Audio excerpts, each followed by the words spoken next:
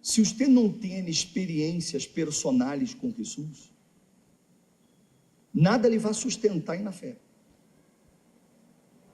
Porque uma coisa é que você escute falar de Jesus, outra coisa é que você tenha experiências com Ele, que você escute a voz dele, que você seja lleno dele. Isso lhe vai sustentar.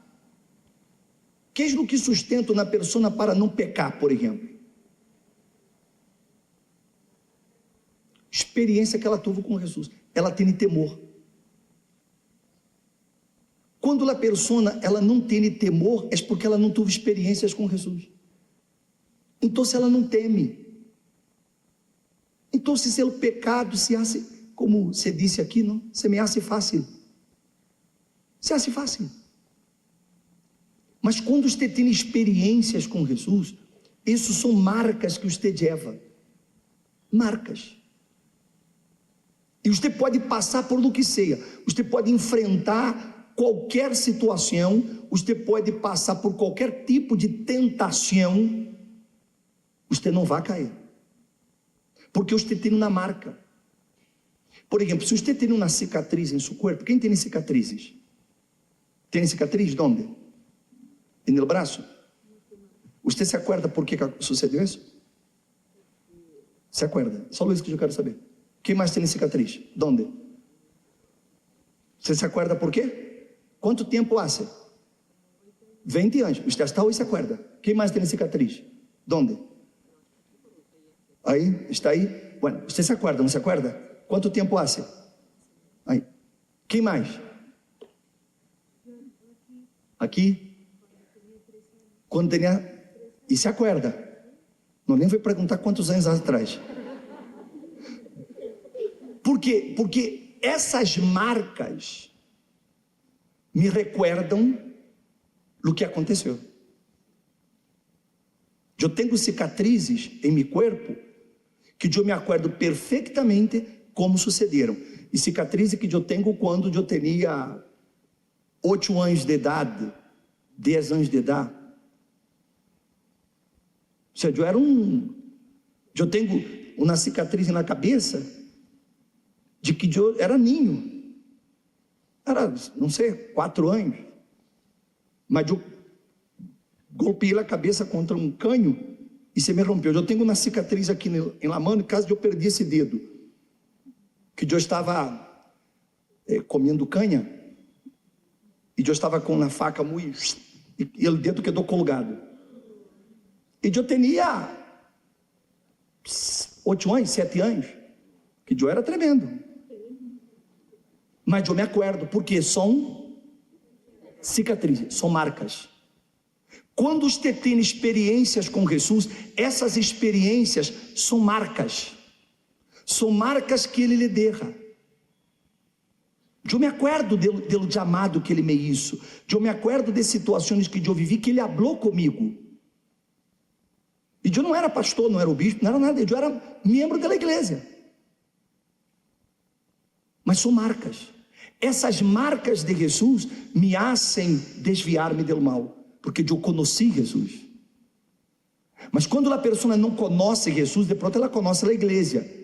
Ela está conhece a Bíblia, mas isso não é suficiente para que ela se mantenha. O pecado ela vai vencer. O pecado ela vai ganhar. Por quê? Porque ela não tem a marca. Então você tem que pedir isso. Jesus, eu tenho que ter experiências contigo. E não são experiências de milagros, porque milagro não lhe sustentem na igreja. Você conhece pessoas que um dia estiveram aqui, que foram curadas, foram liberadas, manifestavam demônios, expulsaram os demônios de Édias, e elas estão fora da igreja hoje. Você conhece gente assim? Quem conhece? E por que ela saiu? Porque muita gente disse assim, mas ela teve uma experiência com Jesus. Não teve uma experiência com Jesus, ela teve uma experiência com o poder de Jesus, mas não com Jesus. É diferente. É como se você trabalhara em uma, digamos, você trabalha em Telcel. Trabalha em Telcel, certo? Então você recebe de Telcel benefícios. Não é assim? Mas você não conhece Carlos Slim. Ele é o dueño, você conhece ele? Não, você recebe um benefício dele, mas você não o conhece. Assim é com Jesus. As pessoas, elas recebem benefícios, mas não conhecem. Por isso que elas caem. Por isso que o pecado las gana. E é uma coisa que a pessoa tem que cair el 20, porque mientras a pessoa intente dissimular a verdade, ela vai continuar em el erro. A pessoa tem que assumir: eu não conheci Jesus, por isso que eu caí, por isso que eu isso tonteria. Por quê? Porque eu não conheci Jesus, eu não tenho a marca de Jesus em mim. Eu conosco a Bíblia, sei que é pecado.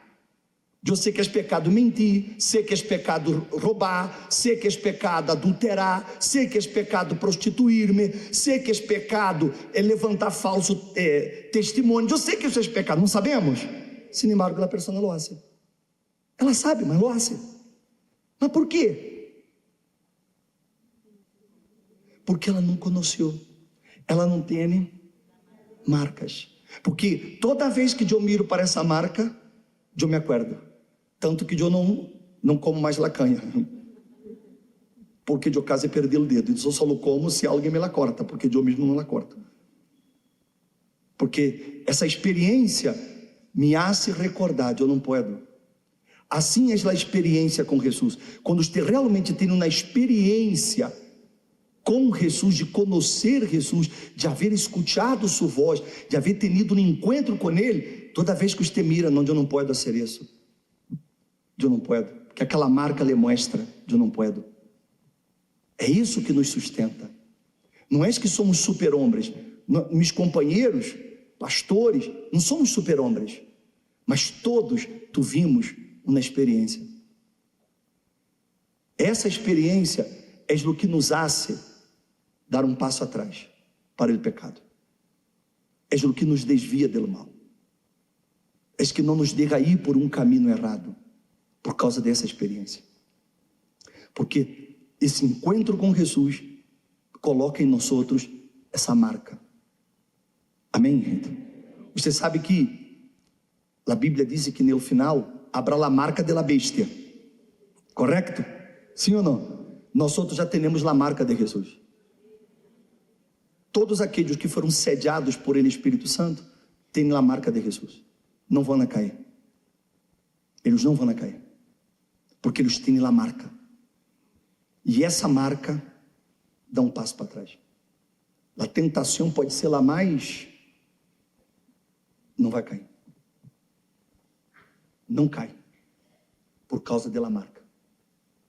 Mas se não tem a marca, se hace o quê? Se lhe hace fácil. Se lhe hace fácil fazer certas coisas. Porque não passa nada. Porque não conheceu Jesus. Para aquele que conheceu Jesus, o pecado é um horror. Mas para quem não conheceu Jesus, o pecado foi um erro. Foi uma debilidade. Não vê o pecado com a gravidade que ele é. Porque o pecado, a paga dele é que é morte. Aqui, você recebeu a honra? Ele disse assim: el que tem ouído, oiga o que o Espírito disse às igrejas. Ao frequentador da igreja, lhe darei. Não é isso que está escrito? Não é o frequentador da igreja? Não, não é o frequentador. Você vê que ele deixa claro: ao vencedor. Mas que vencedor?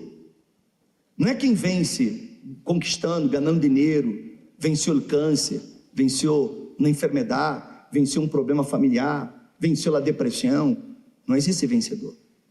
O vencedor é aquele que venceu ao pecado, venceu ao diabo, venceu ao mundo e venceu a si mesmo. Amém? Essa palavra é dirigida a esse grupo específico de pessoas: o vencedor. O reino de Deus é conquistado, não é regalado. O reino de Deus é conquistado. Como eu lhes dije no domingo, há profecias e há promessas. Há promessas e profecias. Profecias se vão a cumprir, querendo eu ou não querendo, porque está determinado. Promessas não. As promessas têm que ser conquistadas mediante a fé. E a salvação é uma promessa, não é uma profecia. É uma promessa. Eu tenho que conquistar minha salvação todos os dias. Fui salvo ayer, estou salvo hoje e serei salvo amanhã se me mantenho dentro dessa fé. Está claro isso? Então, ao vencedor lhe darei del maná escondido e lhe darei uma piedrecita blanca e gravado em la piedrecita nome novo, el qual nadie conhece, sino aquele que lo recebe. Vamos entender essas duas coisas, o maná e a piedrecita. O maná foi o alimento sobrenatural dado por Deus a Israel no deserto. Era o pão do cielo que sostenia ao povo diariamente durante 40 anos. Simbolizava a provisão divina, o cuidado diário e a dependência de Deus. Pero havia algo mais. Uma porção do maná foi guardada no arca do testemunho, delante da presença de Deus, como memorial eterno. Esse maná não era visível para o povo, sino que estava escondido em um lugar santíssimo, acessível solo ao sumo sacerdote. Aqui está a clave. O maná escondido do Apocalipse apunta a essa realidade celestial. Já não é o pão visível que caiu do cielo e do deserto, sino o alimento eterno, reservado na presença de Deus e prometido a los que vençam. O maná como figura de Jesus. Jesus revelou em João 6 que ele mesmo é o verdadeiro maná. Ele dijo: eu sou o pão vivo que descendeu do cielo. Se alguno come deste pão, vivirá para sempre. E o pão que eu darei é mi carne, la qual darei por la vida del mundo. Assim, o maná escondido não é só um alimento celestial, sino também a plenitude de la comunhão com Jesus.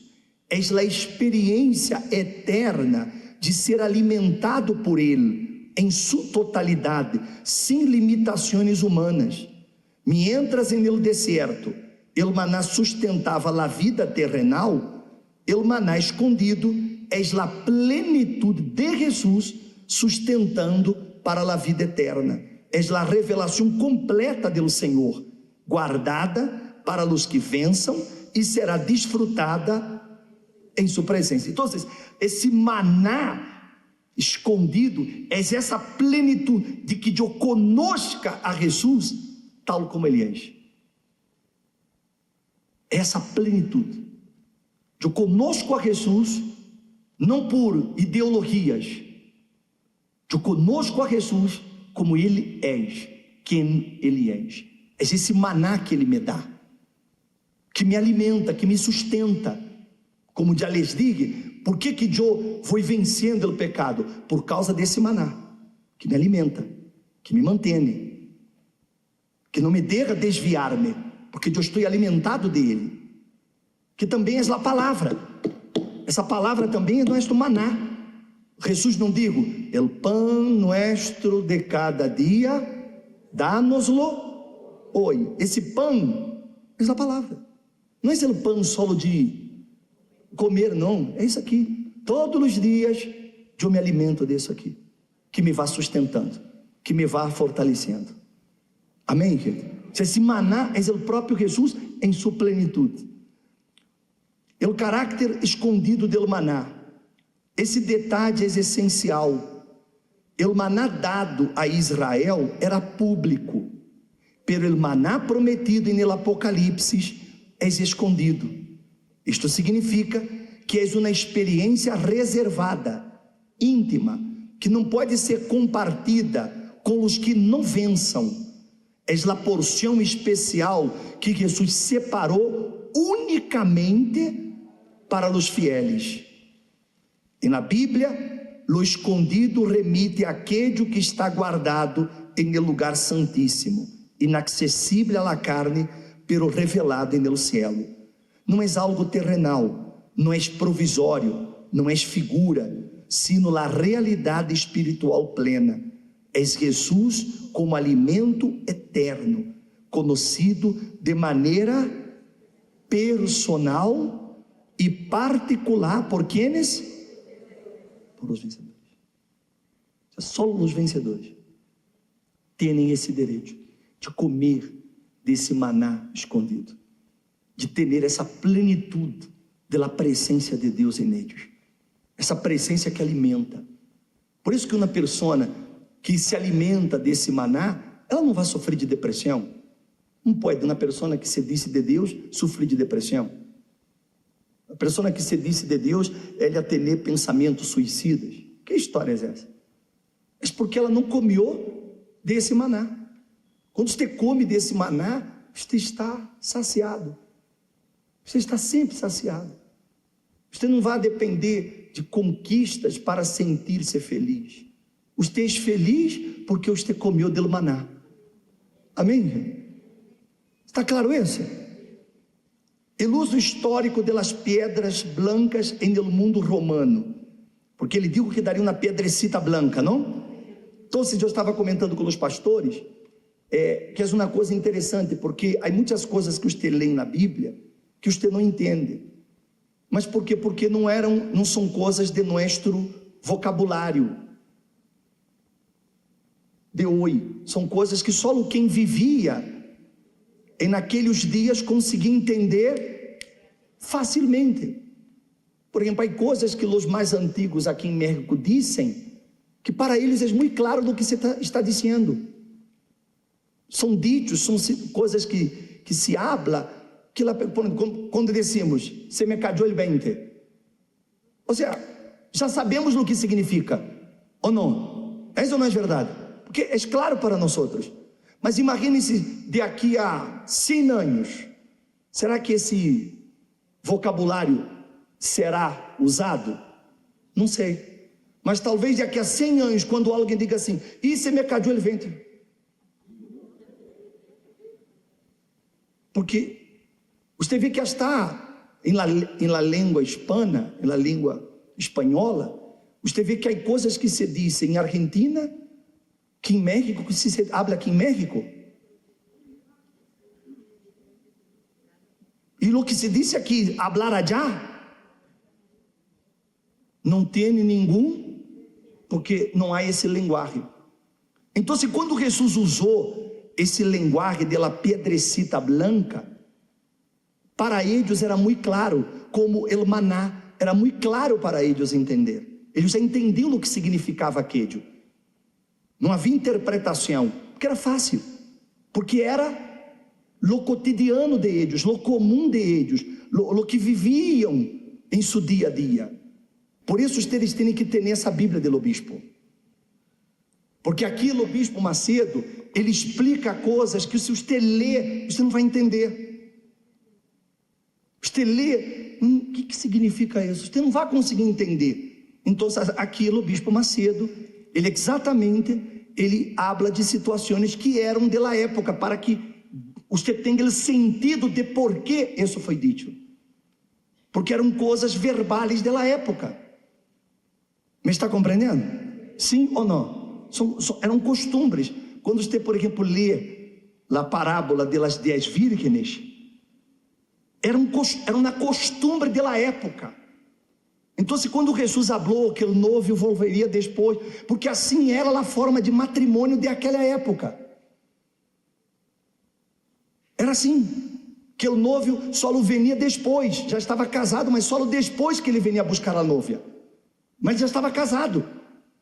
Você vê que quando José se casou, quando José ele decidiu abandonar Maria em silêncio, era porque já havia um compromisso de matrimônio, era como casado, o noviazgo era um casamento. E como Maria apareceu embaraçada, ele disse: essa mulher me voe. E foi quando o ángel apareceu e disse: não, recebe-la, porque o que nela está é do Espírito Santo. Mas era uma costumbre da época.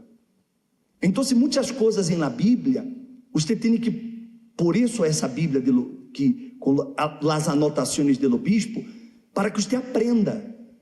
Amém? Vamos entender então. Para compreender o significado da piedrecita blanca, necessitamos considerar o transfondo da época romana. Primeiro, era um voto de absolução em los tribunais. Em los juízos, os jurados usavam pedras negras e blancas para votar. A pedra negra significava condena, la blanca absolução. Receber uma pedra branca simbolizava ser declarado inocente. Número 2, ingresso a festas e celebrações. Era comum usar uma pedra branca como entrada em banquetes e eventos especiais. Essa prática pode estar detrás da imagem do Apocalipse. O vencedor recebe a pedra branca como uma invitação ao banquete eterno de Deus. Terceiro, señal de vitória em competições. Os vencedores de juegos deportivos muitas vezes recebiam uma pedra branca marcada com seu nome, que lhes dava direito a prêmios e privilégios. E quarto, símbolo de amistade e pacto. Também existia a prática de romper uma pedra branca em duas partes. Cada amigo se quedava com uma metade. Quando mostrava a pedra, confirmava sua aliança. Estes usos históricos ajudam a compreender as possíveis capas do símbolo de receber a pedra branca como prêmio que Jesus oferece aos vencedores. Absolução representa o perdão e a justificação recebida em Jesus. O vencedor é declarado inocente delante do tribunal de Deus. Invitação ao banquete celestial apunta a la participação em las bodas do Cordeiro. Vitória indica a corona eterna do vencedor, aquele que perseverou hasta o fim. E aliança personal, a pedra branca com um nome novo, mostra um pacto íntimo, exclusivo entre Cristo e o vencedor. Entenderam? Então se vê como é importante essas coisas. Você, quando ele dava essa pedra branca, tinha esses sentidos. Por isso que eles queriam tanto vencer, porque eles sabiam que era a salvação de eles.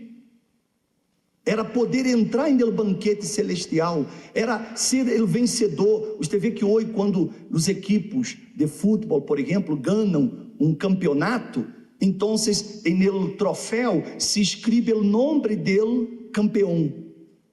O nome do campeão é colocado ali. Então, quando eu sou esse vencedor, eu vou receber um novo nome. Eu estava falando com os pastores, nem o diabo vai saber. Por isso que não haverá condenação, porque hasta meu nome será cambiado. Não tenho mais condena. Não há como mais condenar aqueles que estão em Cristo, porque eles recebem um corpo novo, eles recebem uma vida nova, eles recebem um nome novo. Não há como Satanás condenar. Franklin cometeu isso. Qual Franklin? Se eu já tenho um novo número, então se Deus céu, eu não me vou chamar Franklin. Então você não me vai conhecer. Porque eu vou ter um nome noivo, um corpo noivo. Vai ser mais bonito. Entenderam? Ou seja, nos dá esse acesso. Ou seja, essa pedra branca representa essa aliança que eu tenho com Jesus, essa intimidade que eu tenho com Ele. Então, por isso que eles sofriam o que sofriam, passavam por o que passavam, porque a recompensa do vencedor era extraordinária. E não valia e não vale a pena de eu cambiar isso por o que essa vida me pode dar. Porque tudo nessa vida passa. Tudo passa. Tudo vai acabar. Mas a salvação é eterna. Eu vou desfrutar desse banquete celestial e eu tenho a invitação para entrar. Mas se você não tem a pedra branca, você não vai entrar. E só vai entrar quem tem a pedra branca. Onde está a invitação? Qual a invitação? A pedra branca. Ah, es que não a recebi, então sim. Al bote. Tu não eres de aqui. Não tem a invitação. Não foi invitado para o banquete. Não recebeu a pedra branca. Não tem um nome novo. Amém, gente. Por lo tanto, se eu não tenho esse nome novo, então eu todavia estou bajo la condenação. Mas quando eu sou salvo, então eu estou livre de condena. Eu recebi a pedra branca. Não há como Satanás condenar-me. Eu estou limpo do pecado, por lo que Jesus hizo por mim. Está claro isso? Quem me ha compreendido? Quedou claro?